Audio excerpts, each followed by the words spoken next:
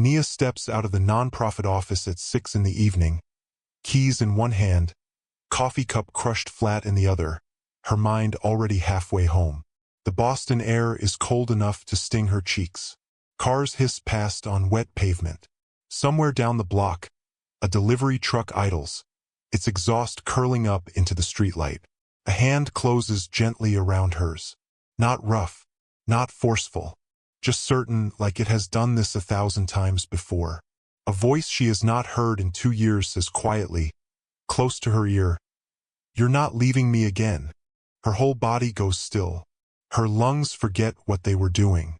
She does not turn around yet because some part of her already knows who it is, and turning around will make it real. Before she can move, black SUVs roll in from 3 different directions, slow and deliberate, engines low. Doors do not open. Nobody steps out. They just sit there waiting, watching. Something is very wrong. Who found her first? Jaemin, or someone else? She finally turns, and the man standing in front of her is not the man she remembers. He is thinner than he used to be, his suit hanging loose at the shoulders like it was tailored for someone bigger. There are dark half-moons under his eyes, the kind that come from months without real sleep. 2 years ago his eyes held quiet authority, the kind that made grown men lower their voices around him. Tonight those same eyes hold something closer to grief. He does not look like the head of an empire. He looks like a man who has been slowly losing something for a very long time. People walk past him on the sidewalk without a second glance. Phones in their hands, headphones in their ears, completely unaware that the man beside them controls more money and more fear than most of them will ever understand. To them, he is just another tired man in an expensive suit. He says one sentence, "I finally found you." For half a second, Nia wants to close the distance between them. Her arms actually start to lift. Then something colder cuts through the relief, and she steps back instead, putting the width of the sidewalk between them. It is not because she hates him. It is because her mind has already jumped 3 steps ahead, to the SUVs, to the men inside them, to the simple, terrifying math of the situation. If he found her after 2 years of hiding, changing her name, changing her city, changing everything about her life, then anyone else could find her too. 2 years earlier, inside the CO organization, there was only one person that everybody, from the newest driver to the oldest captain, was actually afraid of. It was not Jaemin. It was Nia. Not because she carried a weapon. Not because she controlled money or men.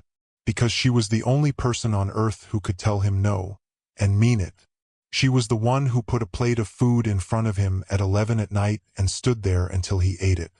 She was the one who crossed meetings off his calendar without asking permission, because she could see the exhaustion in his shoulders before he could admit it to himself. She made him call his aunt in Busan every single Sunday. No exceptions, no excuses. She rewrote his speeches line by line, cutting out anything cold or distant, until they actually sounded like a human being had written them. Senior captains, men who had killed for him without blinking, learned to wait by her desk before knocking on his office door. Not because anyone told them to, because they understood, without needing to be told, that her mood decided whether that meeting would go well or badly. Jaemin never raised his voice, not once in almost 4 years. He never smiled either, not really, not in a way anyone could point to and describe. He never let his shoulders drop, never let a room see him tired. Except around her.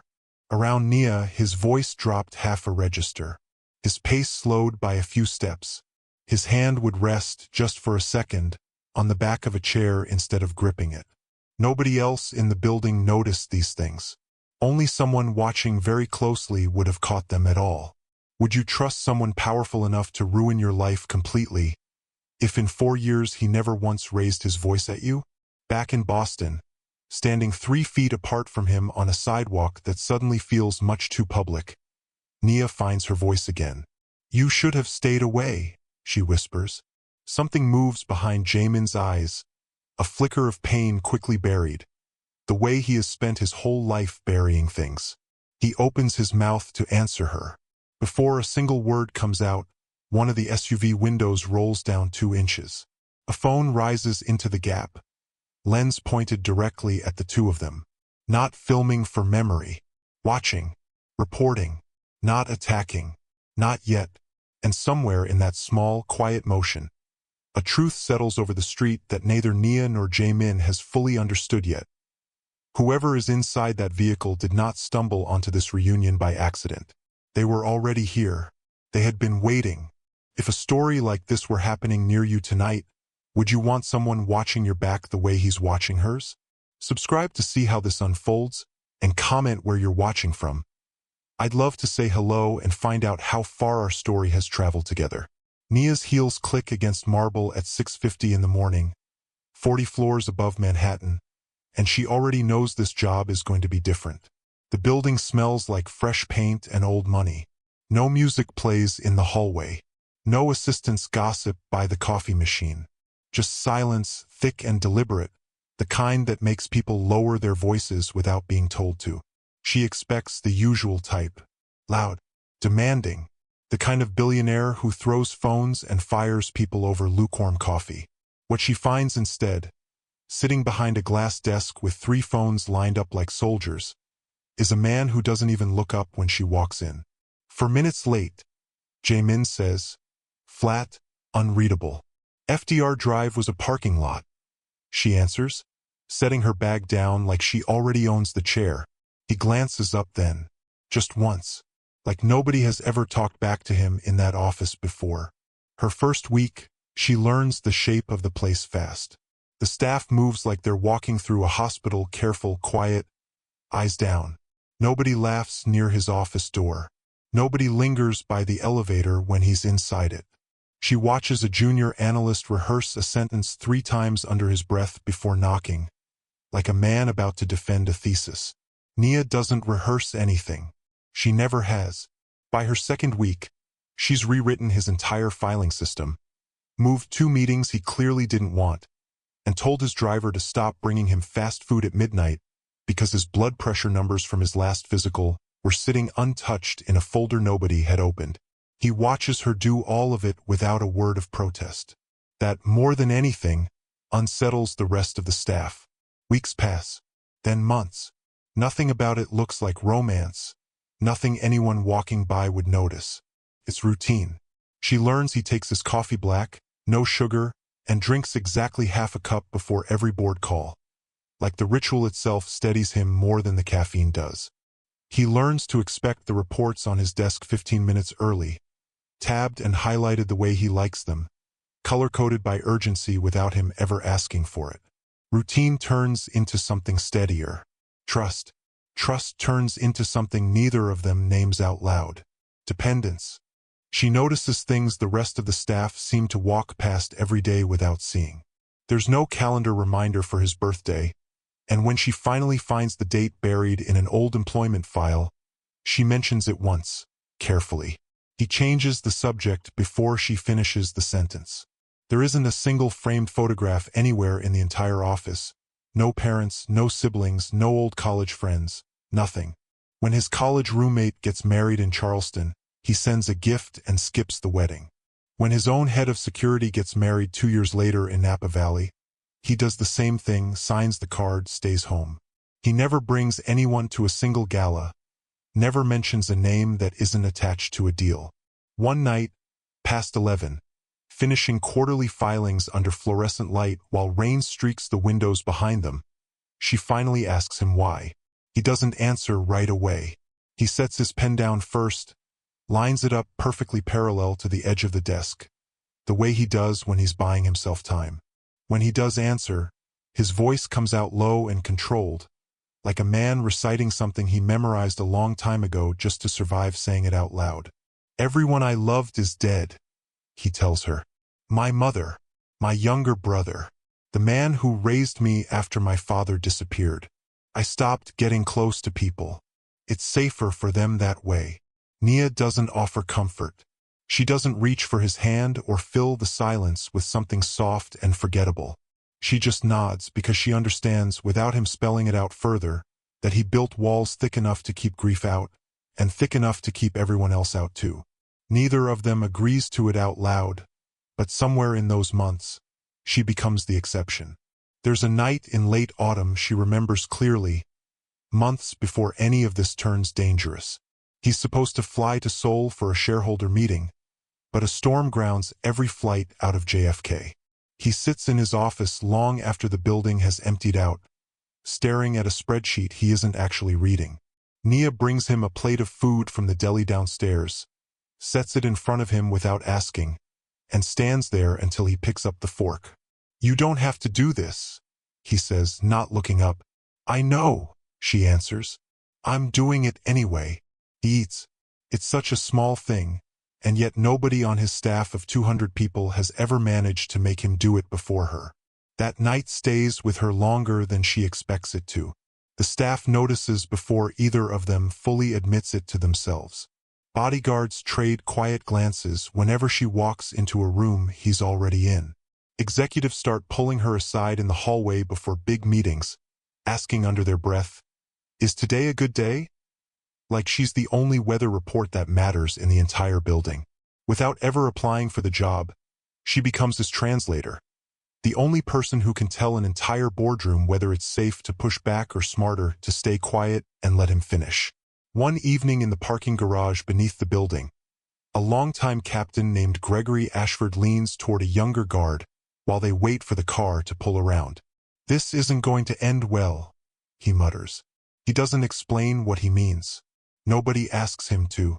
Something about the way he says it settles into the concrete and stays there long after the car has gone. What would you do if simply being loved by someone made you the single most dangerous person standing in their world? Around that same time, a rival organization running freight and real estate out of Los Angeles starts losing contract after contract to CO Holdings, quietly without explanation, one deal at a time. A man on their side named Victor Calloway starts asking questions that have nothing to do with shipping routes or land deals. He starts asking about a woman, an assistant, somebody nobody on paper considers important enough to matter. He starts asking who she really is to Jae-min, and why every recent loss traces back to a deal she quietly restructured months earlier. Nia doesn't know any of this yet. She's still learning his coffee order and his silences, still telling herself this is just a job, even as some part of her already knows better than that. Calloway makes 3 calls that week to contacts inside CO Holdings, offering money for a single answer to a single question. Who is she? 2 of the 3 calls go unanswered. The third, placed to a junior accountant desperate to pay off a gambling debt, gets him exactly what he wants. A name, a photograph pulled from an old company newsletter, and an address in Murray Hill that turns out to be 6 months out of date. It's enough to start with. It's more than he had that morning. On a rainy Thursday evening, thunder rattling the windows on the 40th floor, she walks toward the conference room carrying signature pages he needs before his flight to Seoul in the morning. The hallway lights hum overhead. Rain slaps the glass in an uneven rhythm that makes her steps feel slower than they actually are. She's 3 feet from the door when she hears voices inside, low, careful, the kind of voices that assume nobody is listening. "Kill the assistant first." She stops breathing. A second voice, calmer, colder, adds 2 words she catches clearly through the door. "His weakness." Nia doesn't push the door open. She doesn't knock, doesn't announce herself, doesn't let the papers in her arms so much as rustle. Her pulse hammers loud enough that she's certain someone inside must hear it. She turns and walks back the way she came, her heels silent against the marble, her breath shallow and controlled, counting her own steps just to keep moving in a straight line. She reaches the elevator and presses the button 3 times, as if that will make the doors open any faster. She knows something now, something she can never unknow. The black sedan is parked outside Nia's building for the 3rd night in a row. Same tinted windows, same silence. Nobody ever gets out. She starts checking mirrors on her walk to the subway. She starts noticing the same face twice in one day, once near her building, once again near the office elevator. A man in a gray jacket who always seems to be checking his phone at exactly the moment she looks his way. Her phone rings 3 times that week and disconnects the second she picks up. No voice, no number, just dead air and a dial tone. Jae-min notices the change in her before she says a single word about it. He always does. He offers a driver. A new apartment with better locks in a building with a doorman who knows every resident by name. Cameras at every entrance. A security detail she wouldn't even have to see if she didn't want to. She says no. Just for a while, he says, quieter than usual, standing in the doorway of her office with his hands in his pockets like a man trying not to reach for something he isn't allowed to touch. I said no, she repeats, and hates how sharp it comes out. He doesn't push. He never pushes. He just nods once and walks away, and something about how easily he accepts it makes her feel worse, not better. He doesn't understand why she's refusing. He assumes the pressure of the job has finally caught up to her, that she needs space, maybe a vacation, maybe fewer hours and an assistant of her own to lean on. What he doesn't know is that accepting protection would mean admitting out loud what she's been trying not to believe. That she isn't just his assistant anymore. She's a target. And there's no version of that truth that ends well for either of them. Neither says what they're actually thinking. The silence between them grows heavier by the day, thick enough that even the staff notices it and stops asking if today is a good day, because lately every day looks the same.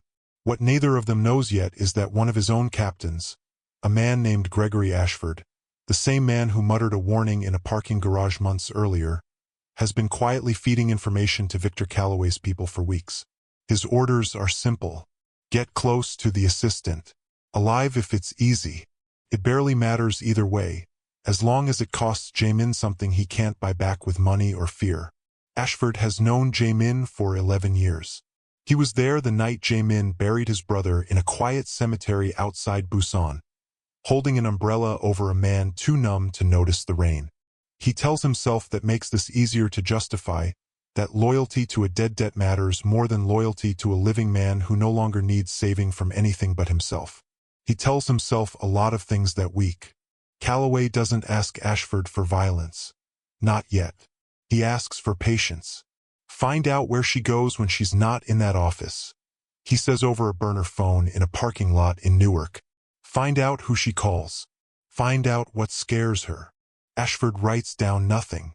He doesn't need to. He's spent 11 years learning how to remember things that could get him killed if they were ever found written down anywhere. Nia spends one sleepless night sitting on her apartment floor, surrounded by boxes she never finished unpacking in 4 years of living there. Rain hits the window in the same uneven rhythm she remembers from that Thursday in the hallway, and she can't stop hearing those two words no matter how loud she turns up the television across the room. She deletes photographs from her phone one at a time, watching each one disappear from the screen like it never existed. She writes 3 separate letters trying to explain why she has to go, gets through half a page each time, and tears up every single one, because there's no sentence that makes this easier for him or for her. She thinks about calling him instead. Her thumb hovers over his name in her contacts list for almost 10 full minutes, the screen dimming twice before she taps it back awake. She imagines what she would even say, that she overheard 2 men planning to kill her in his own conference room, that the safest thing she can do for him is disappear before anyone connects the 2 of them any further, that leaving is the only version of loving him that doesn't get either of them buried. None of it fits into a phone call. None of it fits into anything short enough to say out loud without breaking. In the end, she leaves only a 2-line resignation email, sent at 4 in the morning while the city outside her window is still dark and quiet, and she's gone before the sun comes up, a single suitcase and a name that isn't hers anymore. When Jaemin arrives at the office that afternoon, her desk sits empty, the surface wiped clean of every trace she was ever there. Her calendar has been wiped down to blank squares. Her number no longer rings through to anything, just 3 tones and a recording telling him the line is no longer in service. When his security team checks her apartment that same evening, it's already stripped down to bare walls and empty closets, like nobody ever lived there at all.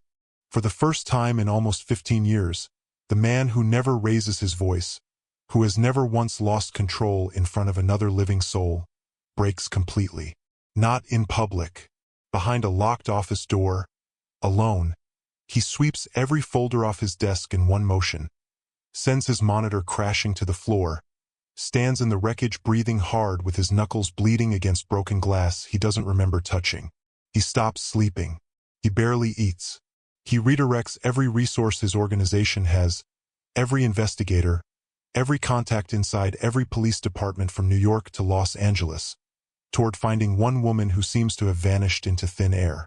2 years pass. His empire keeps expanding, deal after deal, city after city. But something underneath all of it grows colder with every passing month, and the men who work closest to him learn to read his silences the way sailors read weather fronts. Meanwhile, in Boston, Nia builds a small, quiet life, working at a nonprofit that helps women escape the exact kind of danger she ran from herself. She smiles again, some days, more than she expected to when she first arrived with nothing but a suitcase and a fake name. She keeps her apartment modest, her car older, her hair a different length than it used to be. Every birthday, though, without fail, she sits alone with a cup of coffee going cold and wonders if he still thinks about her, or if he finally let her go the way she once hoped he would, for his own sake more than hers. Should she have stayed and trusted him with the truth from the beginning, or did leaving actually save his life the way she told herself it would? Then, on an ordinary Tuesday in March, a payroll analyst in a New York office runs a routine employment verification check for a new hire in Boston and notices something that shouldn't be there. A fingerprint on file matches an old record flagged years earlier under a completely different name, buried 3 systems deep in a database nobody thought to cross-check until now. One tiny inconsistency. One thread nobody was ever supposed to find. The analyst, a woman named Patricia Coleman who has worked in payroll compliance for 11 years and prides herself on catching things other people miss, flags the file and moves on to the next one in her queue, never knowing what she's just set into motion. By the time the report reaches the right desk 3 floors up, it's already been forwarded twice, each person along the way recognizing the name attached to the search request and understanding, without being told, exactly how urgent this has just become. After 2 years of silence, Jamin finally has an address. Boston. Tomorrow everything changes. The SUV window slides down 2 more inches, and the phone lens catches the streetlight. Nia doesn't look at it. She looks at Jamin, because 2 years of practiced silence dissolve in half a second, and she finally turns all the way around to face him. Neither of them speaks. The city noise fades into something distant and unimportant, the traffic, the wind pushing against the awnings. All of it drops away until there is only the sidewalk, the cold, and a man who crossed an entire country to find her. "I didn't want you to find me," she finally says, her voice barely above a whisper. He doesn't blink. "I wasn't searching for an assistant." A pause stretches between them, heavy enough to feel. "I was searching for home." Her chin trembles. Tears blur her vision before she can stop them, and for one suspended moment, none of the danger around them seems to matter. Not the SUVs, not the men inside them, not the 2 years of silence sitting between her ribs like a stone. She takes one step toward him. Then the doors of the nearest SUV swing open at once. 4 men step out onto the pavement, moving with the kind of calm that only comes from people who have done this before. "No shouting. No hesitation." One of them reaches beneath his jacket. "Get down," Jamin says, and his voice has changed completely, low and hard. Nothing left of the tired man from a moment ago. He pushes her behind a parked delivery van as the first shot cracks through the evening air, shattering a storefront window somewhere down the block. Screams erupt from pedestrians scattering in every direction. Nia presses her back against cold metal, heart slamming against her ribs, and realizes with sudden, sickening clarity that Jamin came here completely alone. No driver waiting at the corner. No security team fanned out along the block. No radio earpiece, no second car. Nothing. Just him. He steps out from behind the van, drawing the gunman's attention away from her, putting his body directly in the open. Nia grabs for his sleeve, but he's already moving, already between her and the men crossing the street with weapons raised. The exchange lasts less than 3 minutes, though it feels like it stretches far longer. Glass shatters. Metal dents under gunfire. A siren wails somewhere in the distance, growing louder, closer. and the men retreat toward their vehicle the moment blue lights bend around the corner 2 blocks down. Jaemin staggers. Nia catches him before he hits the pavement, his weight dragging her down onto her knees beside him, and her hands come away warm and red from his side. "No, no, no," she says, pressing both palms hard against the wound. "Stay with me, stay with me." His eyes find hers, glassy but still open. "Told you," he says, barely audible. "I wasn't leaving without you." Then his eyes close. The next several hours blur into fluorescent lights, gurneys, and strangers in scrubs shouting numbers Nia doesn't understand. She sits in a hospital corridor in Boston General with his blood dried on her hands, refusing every offer of a chair farther from his door. When they finally let her sit beside him, machines humming steadily around his bed, she takes his hand and says everything she couldn't say 2 years earlier. "I didn't leave because I stopped loving you," she whispers. "I left because loving you was going to get you killed. I heard them say it. Kill the assistant first because I was your weakness. So I made myself disappear, so you wouldn't have one anymore." He doesn't answer. He can't, not yet. But her confession settles into the quiet room anyway, finally spoken after 2 years of silence. It's the following morning when a detective named Renata Okafor knocks on the open door, a folder tucked under one arm and an expression that tells Nia this visit isn't routine. She introduces herself, pulls the chair from the corner, and sits without asking permission. "We picked up 2 of the shooters," Okafor says. "Neither of them work for a rival syndicate boss. They work for a private security contractor, one that's been quietly funded for the last 6 years by a foundation registered out of Greenwich, Connecticut." Nia's stomach tightens. A foundation. Okafor slides a photograph across the tray table. A silver-haired man in a tailored suit, smiling beside a hospital wing dedication plaque, his name engraved beneath a ribbon-cutting ceremony. Preston Whitfield III. Nia recognizes the face instantly because everyone does. Magazine covers, charity galas, a seat on 3 different corporate boards, a man photographed shaking hands with senators. He's donated over $200 million to public causes in the last decade. Okafor continues. He's also, according to what we're piecing together, been quietly financing criminal operations from Los Angeles to New York for almost as long. The captain who betrayed Jaemin 2 years ago wasn't working alone. He was working for Whitfield's network the entire time. Nia stares at the photograph, at the practiced warmth in the man's smile, and feels something cold settle in her chest. Who is more dangerous? A criminal everyone already fears, or a respected man nobody has ever thought to suspect? 3 days later, machines beeping steadily beside him, Jaemin opens his eyes, weak, pale, but awake. Nia is asleep in the chair beside his bed, her hand still resting near his on the blanket. He watches her for a long moment before speaking, his voice rough from disuse. "We finish this together." She stirs, opens her eyes, and for the first time in 2 years, neither of them looks away. Because now they aren't just fighting a criminal syndicate anymore. They're fighting a man protected by wealth, by politics, by an entire system built to look the other way. The machines beside Jaemin's bed beep in a slow, steady rhythm, and Nia hasn't let go of his hand since the doctor left the room. His eyes are open now, tired but clear, fixed on her like he's still checking she's real.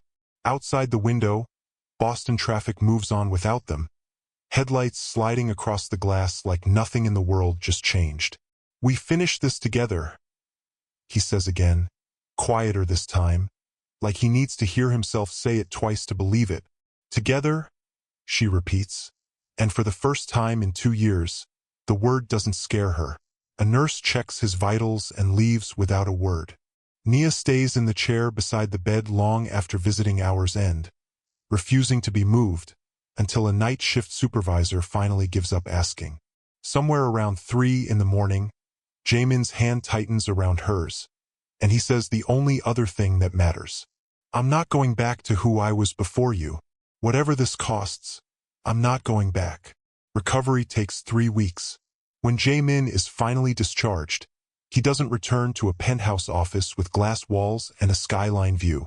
He rents 2 rooms above a dry cleaner in Cambridge, a block from Nia's old nonprofit, and turns a folding table into command central.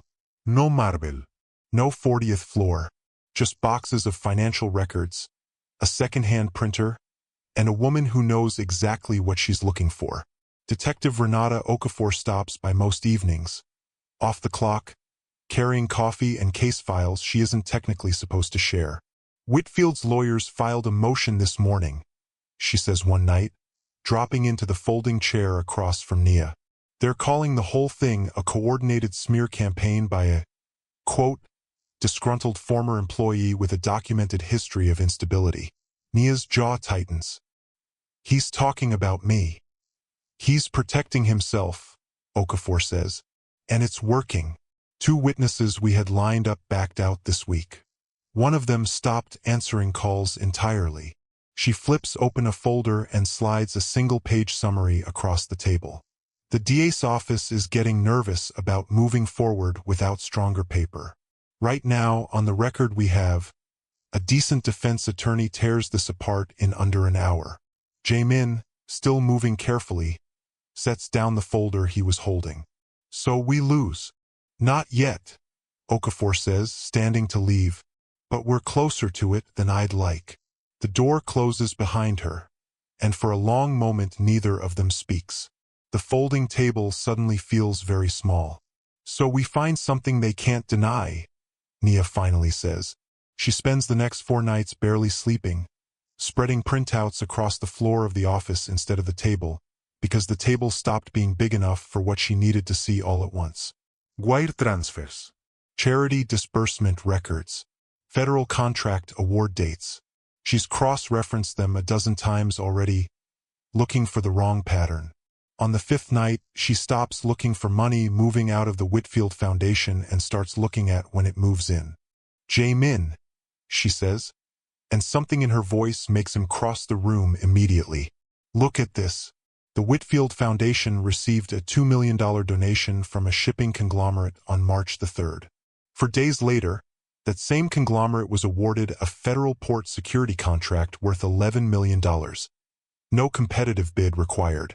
She flips to the next page, hands slightly unsteady. It happens 6 more times. Different companies, different amounts, same 4-day window every single time. He isn't just laundering money through the foundation. He's selling government contracts through it. She lays the pages out in order across the floor so the pattern reads left to right, donation date beside contract date, 6 times over. It's the kind of detail that means nothing on its own and everything side by side. The kind only someone who spent years reading calendars for a living would think to check. Jae-min stares at the pattern laid out across the floor. Timelines she built stroke by stroke out of numbers everyone else had already stopped reading. That's not a donation history, he says slowly. That's a receipt. It's the piece Okafor needed.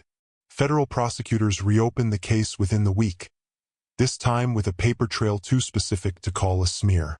That same week, Terrence Boyd, one of the last captains still loyal to Jae-min, corners him privately near the stairwell. Let me handle Whitfield the old way, Boyd says, voice low. One conversation. It ends clean, and none of this drags through a courtroom for a year. No, Jae-min says, before Nia even has the chance to argue it. Boyd studies him. You've changed. I have, Jae-min says. We do this the way that lets us actually sleep afterward. Boyd doesn't argue further. He nods once, the way men like him nod when a decision has already been made above their pay grade, and walks back down the stairwell without another word. Nia hears the exchange from the doorway and says nothing, because she doesn't need to. He's already made the choice she would have fought for. Gregory Ashford comes to the office on his own 2 weeks later, without a lawyer, without a deal in hand yet. He sits across from Jae-min for a long, uncomfortable minute before he finally speaks.